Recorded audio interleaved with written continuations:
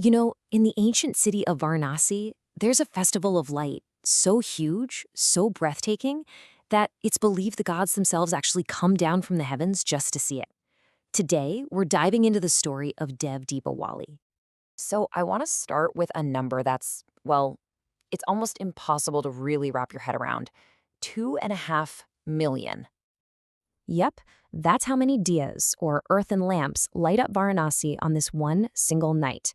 Every single one of the 84 ghats, those are the riverfront steps leading down to the Ganga, plus another 96 ponds, all of them are just set ablaze in this incredible spectacle of light. Okay, so what's it all for? I mean, why go to such incredible lengths? Well, to answer that, we have to travel way back in time to a cosmic legend, a story of gods, demons, and a victory that literally saved the universe.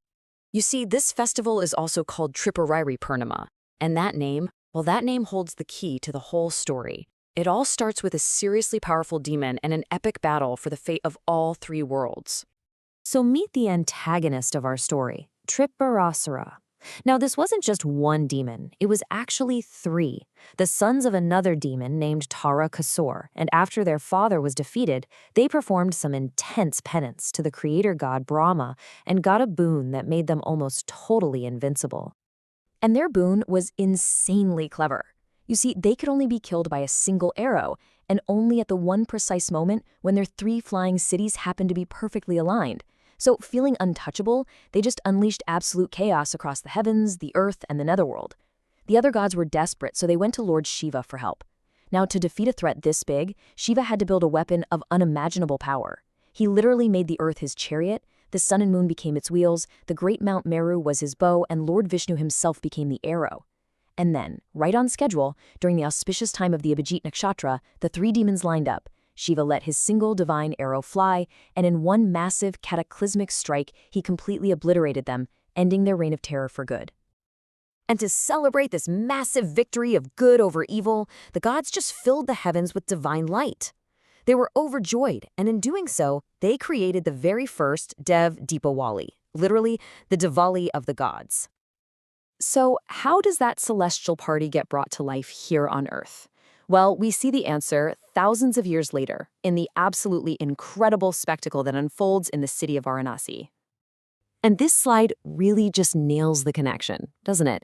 What the gods did up in the heavens with celestial light, humans are now reenacting on the banks of the Ganga. The tradition continues, but it's evolved, right? From divine light to millions of little earthen lamps, spectacular laser shows, and even eco-friendly green fireworks. And what's really fascinating here is the sheer scale and organization of the modern festival. I mean, this is a seriously planned out event. The mass lamp lighting kicks off just after 5 p.m. That's followed by a special, super grand Ganga Aarti, which is a river worship ceremony. Then you've got multiple showings of a huge projection and laser show on the historic Chet Singh Ghat, and the whole night wraps up with a massive green firework display over the river. But this festival is about so much more than just an amazing light show. It's an ancient tradition that weaves together deep spiritual meaning with some surprisingly modern themes. It's incredible, really. The festival has become this modern canvas for some really powerful social messages. A lot of the ghats have decorations based on the theme of women's empowerment. There's a huge push for a green Kashi, using things like eco-friendly fireworks. And in this beautiful callback to the story's theme of restoring harmony, the festival includes interfaith tributes, with decorations that honor Buddhist, Jain, and Sikh traditions too. And for the millions of people who are there, beyond all the public celebrations, this is a deeply personal day. It starts with a holy dip in the Ganga River right at dawn, and then it's followed by prayer and dawn, or acts of charity, which are considered especially meaningful on this day. And all of this brings us to the real heart of it all. I mean, why does this tradition continue with so much passion? What's the lasting message behind all those millions of flames? Ultimately, I think it all boils down to this simple but incredibly profound idea. A single lamp can light up the darkness of the mind. Every single one of those 2.5 million lights is a symbol of that hope.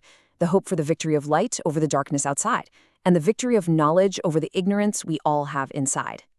So, I'll leave you with this to think about.